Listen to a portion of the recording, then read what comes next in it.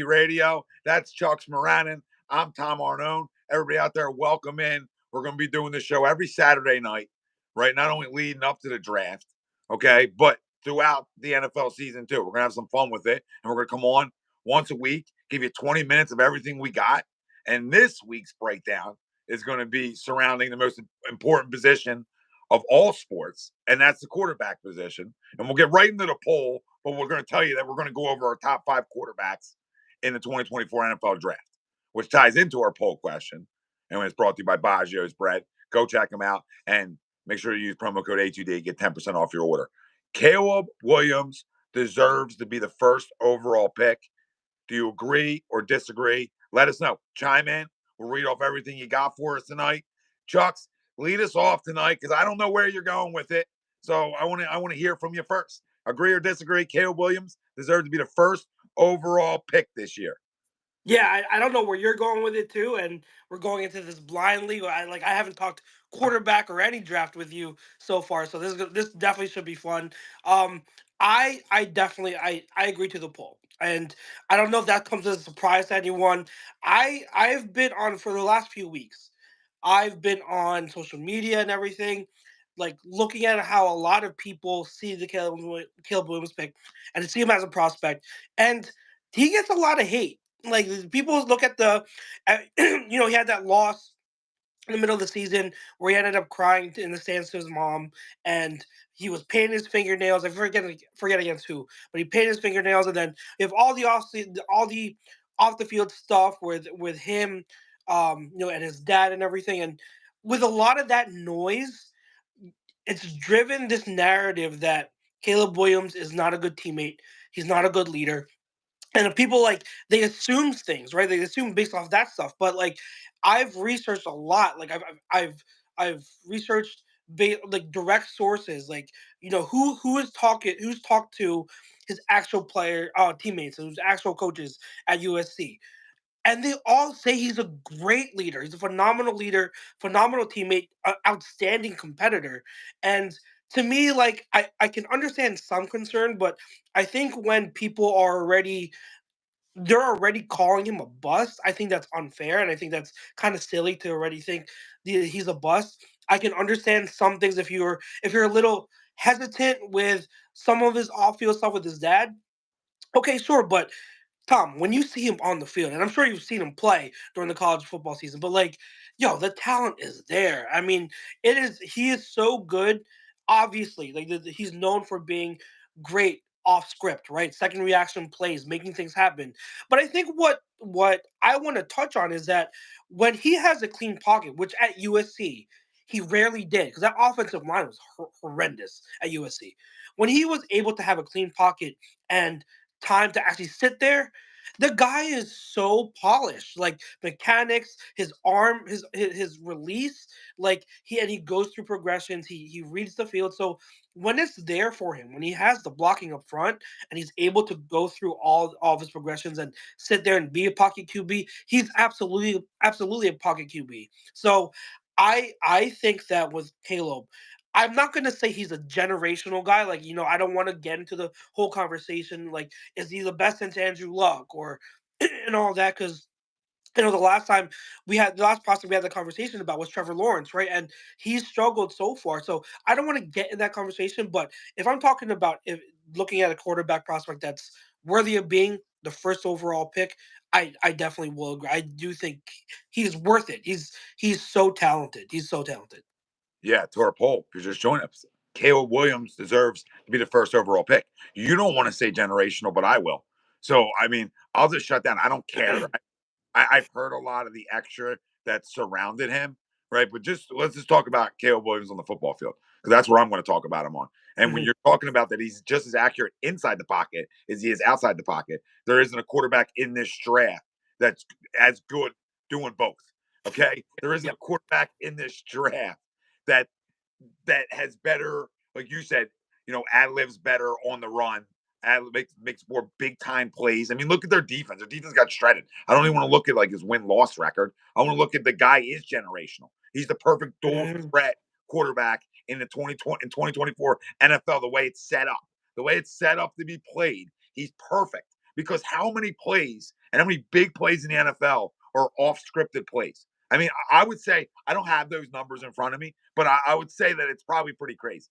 Yeah. And I don't know if we can even find those numbers ever, right? But to me it would tend to be more stuff isn't first read, second read, maybe even third read, and stuff just happens because of guys like Mahomes and Josh Allen and Jalen Hurts and the likes of guys who can move. Pretty much the entire quarterback world, right, is dual threat now. So I don't think other Yeah. quarterbacks are close. We're gonna get over our list and everything like that, but I don't understand what drops him or what makes people think he's not worthy or isn't the clear favorite to Yeah. be not only the best quarterback in this draft, but the best overall player in this draft. Hmm. Right? Because what's the Yeah. concern? Besides, like you said, like teammate stuff, on the field, what's the concern? That he's a little bit too much of a gunslinger? Well, okay. I mean, that's what you want out of your quarterback. You don't want somebody scared to make the throw. You want somebody that believes they can make every throw. And then you Yeah. tame that guy when you get him to the next level, right? You start to tame those abilities, right? Yeah. And calm him down a little bit. And you get him to go through your offense a little bit more. But with his ability outside, this isn't an argument like a Justin Fields, just to riddle Yeah. people Yeah. that. Like Yeah. this Yeah. dude's Yeah. accurate all over the football field. It's Yep. not like Yeah. he's just he throws a great deep ball. He does that too, but he's accurate everywhere. Like you said, maybe the only argument is size, but I don't think we should do that against any quarterback anymore in coming out of college because it doesn't really matter, right? Mm. Like yeah, you were like a 6'4" guy, the prototypical quarterback, but in today's game, it doesn't matter if you're 6'1", you're tall enough, in my Yeah. opinion. So, Yeah. we both agree. I don't think it's even close. And I know other people have different lists and stuff that would make it a little bit closer. And in the chat, well, Martian says we finally got Chucks and Tom on the same stream. Let's Hell yeah. go. Greg Miller kind of believe Jaden Daniels should be the first pick. I hear you. I mean, it's hard to say like, oh, the Heisman Trophy winner shouldn't be the first pick. Hmm. But his body of work isn't as big as Caleb Williams either. Yeah. And Andrew Baker says, does anyone else think Daniels is better than May? We're going to get into all this, or is it Yeah. just me? So, some good comments coming in already. Chucks, how do you want to break down our top five list? You want to go what are from five on down? Yeah, well, we started with one. Why don't we do a descending order then? We'll go one. So we started with Caleb. We'll go next one up. So if you want, we can just read off the whole list and see where we disagree. But I know that Martian also says that he asked who is the closest comp to Caleb Williams. I think I would say maybe like the closest thing a guy I can think of is Aaron Rodgers. Like maybe Caleb is a little bit more athletic. Um, than Aaron Rodgers, but Aaron Rodgers is a little bit more polished, has a bigger arm. Definitely, I'd say Rodgers has a stronger arm, but I think that's the closest I can think of. I don't know if you can anything pops up in your head in terms of comp. He's a hard comp. He's I a mean, hard comp. Yeah, it's he, hard. he's different. He's Yeah. different. I mean, easiest comp is like Mahomes. I mean, it's Mhm, just that's his comp. I mean, that's mhm. me. That's his comp. It's the most similar guy to him. Yeah. I can't comp him to Lamar because he doesn't have Lamar's speed. Yeah. But he's probably a better passer than Lamar coming Mhm. out of college. So I lean towards more like Mahomes. Right? If Mahomes came out in like today's NFL, I think he's a guy that's a top three pick Yeah. because how the position's looked at now Absolutely. don't have to sit in the pocket anymore. A Yeah. little, it sort of changed, right? Yeah. Would be your who would be your who would be your second guy? So I personally have Drake May.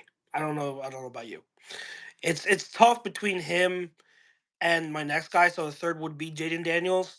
And I've during the whole process of studying them, I've flip flopped them, but I think I'm set now where I'm having Drake May at two, Jaden Daniels at three. At four, I have JJ McCarthy. It's close with him and Michael Penix. So to me, two and three are close, and then four and five are close. So I don't know where you how you have them right. Yeah, I'm a little different. I don't have Drake May as high as a lot of people do. Um, Hmm. Personally, I might have him in my top five when I'm all said and done with it. Because I think we're putting a little bit more, and this happens in draft time, right? Yeah. The seniors, sort of get pushed back, right? And those those younger guys sort of jump up a little bit, right? And Hmm. guys like I look at guys like two guys, Bo Nix and Michael Penix. Both guys sort of don't, if they're a year younger, they get a lot more love, right? Michael Penix's biggest issue is going to be his injury history, but in terms Yes, yeah. of pure passer in this draft, it is Michael Penix. I mean, I don't think that's even up for debate, and I don't like lefties, but he's probably the only lefty that I've really liked. But I'm not gonna like jack him up all the way to two. My second's going to be a little tricky. My second's going to be JJ McCarthy, and So you like JJ? Okay. a little bit, but he's a winner, right? And Harbaugh has said nothing but great things about him, and I think he's a guy that's gotten better every year, especially gotten better throwing the football. And I think he probably has the most like upside to even take steps even further, if he Okay. gets into the right situation, right? If he gets around the right coordinators, QB coach, etc. But I'm just going to go out on a limb just to be different and put him two. I don't know how much I truly believe he's two because I think outside of one, it's a crapshoot. It really is. I'll give Jaden Daniels three just because he's the Heisman Heisman. Trophy winner. I don't want Heisman. to Yeah. shoot here. But then after that, I go Bo Nix and Michael Penix in whatever order. It doesn't matter. I have Drake May six, and Okay. um, it just concerns right now for me with him is take way too many sacks. So if you're Oh yeah, taking yeah, way yeah, too yeah. many sacks in the ACC, I'm a little concerned about your ability to take way too Yeah. many sacks when the game's even faster. Probably my Yeah. only knock on him. You know what I mean? But I think like again, outside of one, Chucks, I really think it's like, dude, It's what you do could you toss them prefer? up. Yeah. Yeah, Yeah. what do you prefer? Would prefer. Yeah. I think with well, let's get to. I'll talk on May 1st. Well, on Drake May. Um, I think the concerns with taking sacks is legitimate. I think his mechanics they break down and get messy when he faces pressure, and I think the decision making is questionable at times. Like there are things where like you'll see him make a pass, it's completely inaccurate, and just like why were you throwing that? Like it's a horrible decision. It's like he has a lot of Josh Allen in him, and I say that as both a compliment and a concern in the fact that I think his ceiling is where if you're talking about what's the max that these guys can be? I think May is the second best in terms of what his ceiling could be. But there are also factors where yeah, he could end up being like another Andrew Locke or Drew Locke. Sorry, Andrew Locke, Drew Locke, where like the physical attributes just never panned out. You know what I mean? Like, so that variance is pretty high with May. Now, when it comes to Daniels, or no, when it comes to McCarthy, you having it too. Um, I think he's such a hard prospect to study because like when you're trying to break down his film, there's not like because he didn't throw it much, so it's just like it's funny. There's a joke going around where like usually you watch like 5 games of a prospect at minimum, but with McCarthy you have to watch like 9 or 10 because like he doesn't throw a lot, so you have to go through his whole repertoire of games, right? With McCarthy, I love his intangibles. I think he's like you said, he's a winner, but you know me, like I've always said, like I don't really believe in wins and losses as a QB stat, but I look at their makeup and what they do in crunch time. I think, and with McCarthy, I love his intangibles. I love his attitude, is what he does, where he does anything you ask for to win, right?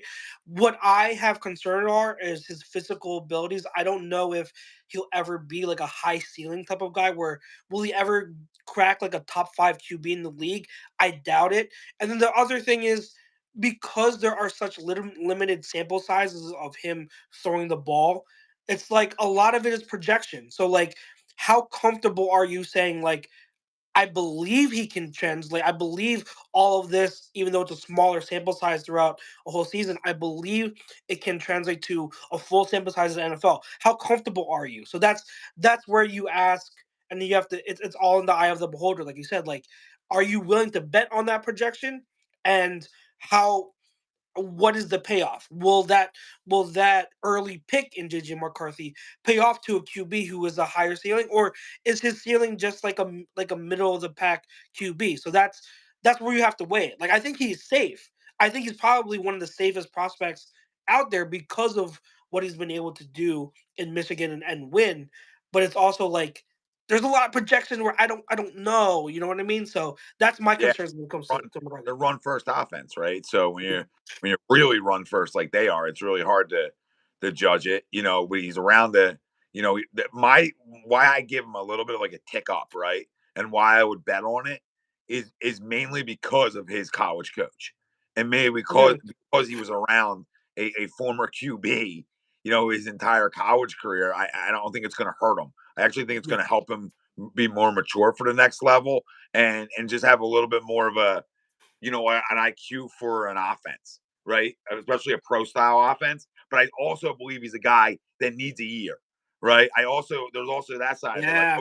Yep. I might put Yeah. him two for funsies just to like break up the list a little bit and just be different. But he's a guy that if he was a second quarterback taken, he still needs a year. So that team, if they did jump and do something like that, just know that to me, he's got to sit a year, right? Yeah. And he doesn't have to, right? But I think that would be in It's his ideal. interest because I don't think he's a Yeah. guy like I think obviously Caleb Williams, Daniels, and I can even make case for Drake May, but all of them, Bo Nix, Penix, they could all start day one and have no issues starting day one. I think they all are. I think he's the one with the highest, like that high upside, Chucks, but Yeah. might need a little bit more time, a little bit more season on that To on be that able to, stage. to wait. Yeah, I Yeah, think if you were to tell me like the ideal situation, ideal team for him to go to, I really think like it just makes too much sense for him to go to the Vikings because the Vikings they're building something well. Like they have the coach, he's a good coach. They have weapons, obviously Justin Jefferson, and Jordan Addison, Hawkinson. Like the weapons are there. Offensive line, he has two really good tackles. So they're building something there, but he doesn't have to start right away. He doesn't have to because I'm not saying Sam Darnold is like this great thing, but at least he's been a vet. He has started in the league. He can be your bridge. You know what I mean? Like get him like to start for like half a season or a little bit more, or if needed for the whole season, and then next year or late in the season, JJ can come in when he's ready. I think that would be ideal. I would love to see that. yeah, I think Daniels would be an interesting guy there too. Oh yeah. Um, I think I there's don't a know if lot he of guys. falls I though. could make a case for like this whole list would be like extremely an interesting landing. They would all be extremely interesting landing spots if they landed with the Vikings. Like Jaden McDaniels, Hmm. clear, easy one, right? Bo Nix can spin it all around the yard, so it's another home run type place for him. Penix with those receivers and his accuracy, like Hmm. and then Drake May would be fun there. The only guy who won it because I think he stinks is Spencer Rattler. He's probably the only guy like like outside of six. I don't like any quarterbacks. I like all Yeah. six, Yeah. Yeah. right? I like all those top six guys, and after that, I'm like I'm not. I Yeah. don't. There's not another guy to even be in a conversation. Yeah. Yeah. Rattler's got physical tools, but like he's not his decision making, and he's so careless with the ball. So like you can't really trust him. Years too. Yeah. Never Yeah. changed. Like he's a top. He's a highly talented. High school guy coming out. He's ranks really high, and it's every year it's like Spencer Rattler year, and it never came to Never fruition. it never came out. Yeah. Yeah, Never so penned. Never penned now out. you're going to bet on him to take that jump at the NFL. Yeah. I always love that. Well, he got so much upside. Like, yeah, Yeah. if you take the guy in like Absolutely. the fourth round, sure, Yeah. like Exactly. he's your backup to Developing.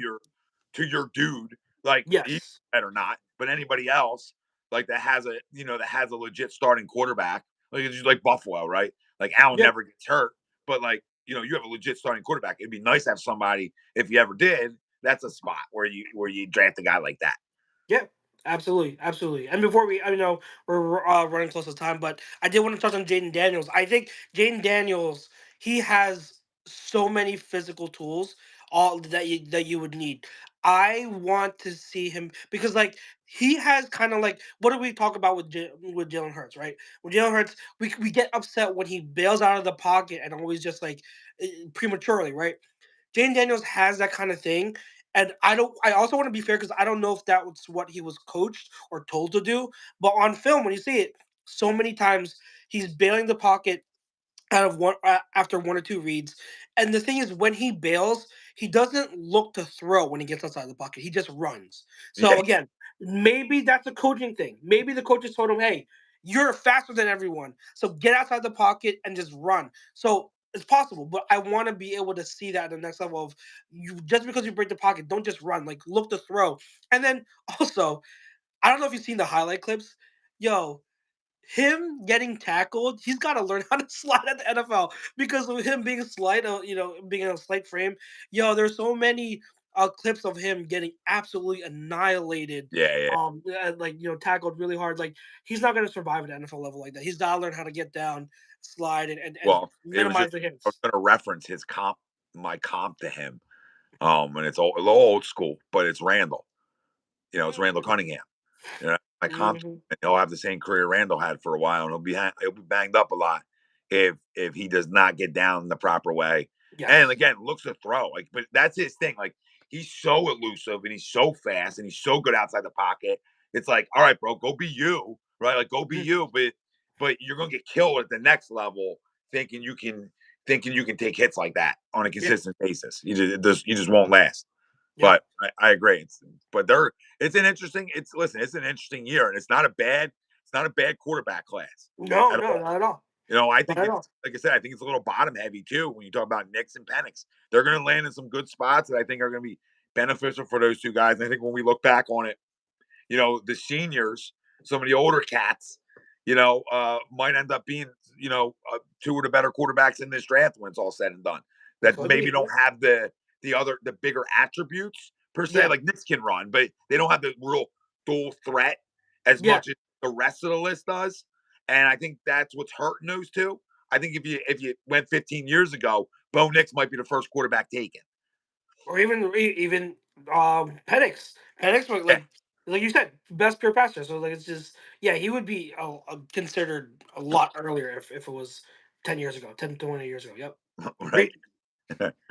But listen, this was fun. This was fun. This was fun. Yeah. Nice quick little show here for everyone. And it's good to be able to be on with you and be good to be able to talk some NFL. To all the listeners who are tuning in, we always appreciate you coming out and support. You can catch me on Mondays on Eagles Talk, but if you want to catch me talking to NFL with the big guy here, we will be on almost weekly every Saturday, like we mentioned. It's a way for us to talk some ball, and something outside of just the Eagles and get a whole league a scope of everything. And I know that a lot of people love hearing that. So it's a good thing that we'll be able to provide. Absolutely. Looking forward to more of them. Thank you guys all out there for tuning in, commenting in. We love you. We thank you. This is NFL Talk on A2D. That's Chuck Moranin. I'm Tom Arnone. We'll see you next Saturday night. Be safe, peeps. We out.